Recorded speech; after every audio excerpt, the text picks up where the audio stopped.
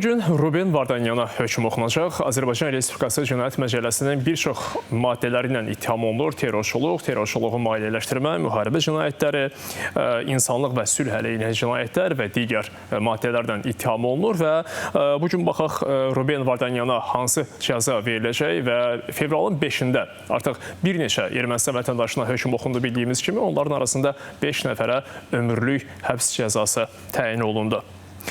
Aleksey Navalny Rusiya həbsxanalarından birində dünyasını dəyişdi. 2 il bundan əvvəl 2024-cü ilin 16 fevral tarixində və onun ölümünün 2-ci il dönümündə Qərb dünyasından belə bir bəyanat gəldi. Bəs Aleksey Navalny'ni Cənubi Amerika zəhərli qurbağalarında tapılan epibatitin zəhəri öldürmüş ola bilər. Təbii ki, Moskva bunu deməli təksib etdi. Aleksey Navalny ilə bağlı həm əvvəlki onun öldürülməsinə dair ittihamları, eləcə də bu son qurbağa zəhəri iddiasını da rədd eləməklə məşğuldur Moskva. Deməli, Dmitri Peskov bununla bağlı deməli açıqlama vermişdi. O həm də bugün Cenevrədə keçiriləcək Amerika Birləşmiş Ştatları Rusiya-Ukrayna görüşü barədə də danışıb. Qeyd edir ki, müzakirə olunacaq məsələlərin dairəsi, o cümlədən ərazi məsələləri Əbu-Dabidəki görüşdən daha genişdir.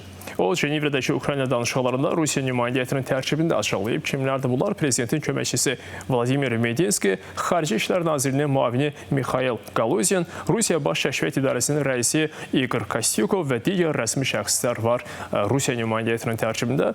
O, deməli, nümayəndələrinin Ukrayna danışıqları üçün Cenevrəyə getməzdən əvvəl Prezident Putin'dən geniş təlimat aldığını da əlavə eləyib. Deməli, Ukrayna prezidenti Volodimir Zelenski bəyan eləyir ki, Rusiyaya ərazi güzəştləri gələcəkdə daha ciddi nəticələrə gətirib çıxara bilər. Təcavüzkarın nəyisə ələ keçirməsinə imkan vermək böyük səhvdir. Bu, lap əvvəldən 2014-cü ildən hələ Krımın ilhaqından olmamalı idi. Nəinki Krımın ilhaqı, 2008-ci ildə Gürcüstan ərazisini tutmasından da imkan vermək olmazdı. Zelenski paylaşımına bu cümlələr də əlavə eləyib, Rusiya prezidenti Vladimir Putini öpüş və güllərlə dayandırmaq olmaz. Yaponiya Müdafiə Naziri Shinjiro Koizuminin açıqlaması diqqət çəkib. Nə deyir? Rusiyaya 10 mindən çox Şimali Koreya əsgərinin göndərildiyini bilirik.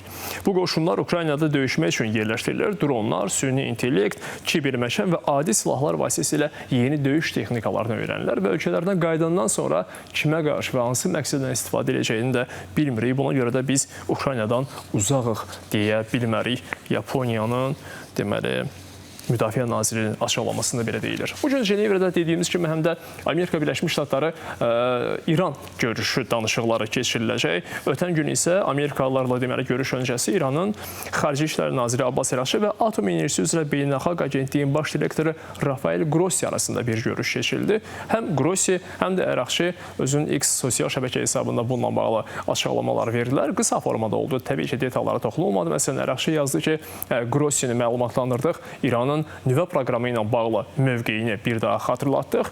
Deməli, Grossi isə nə yazdı? Mühüm danışıqlara hazırlıq olaraq İran Xarici İşlər Naziri ilə dərin texniki müzakirələri sonlandırdıq. Sepah isə, yəni İran İslami İnqilabı Keşişçiləri Korpusu Hörmüz boğazında hərbi təlimlərə başlayıb. Adı belədir, Hörmüz boğazının ağıllı idarəsi.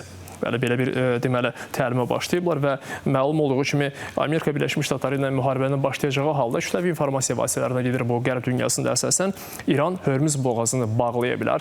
Əvvəlki 12 günlük müharibə ərəfəsində də var idi bu cür fikirlər səsləndirilirdi və qeyd eləyək ki, dünya neft tranzitinin 20% məhz bu boğazdan keçir. Son olaraq bir məlumat da çatdıraq diqqətinizə. Deməli, İranın məhkəmə hakimiyyətinin rəhbəri etirazçıların tezliklə cəzalandırılmasını tələb edib. Qolamsey Mosiyeni bildirib ki, hakimiyyət əsas ixtişaş iştirakçılarına qarşı ittihamların irəli sürülməsini tezləşdirilməlidir. Bu məhz cəmiyyətin tələbidir. Saat 9-da bir daha qarşınızda olacağıq.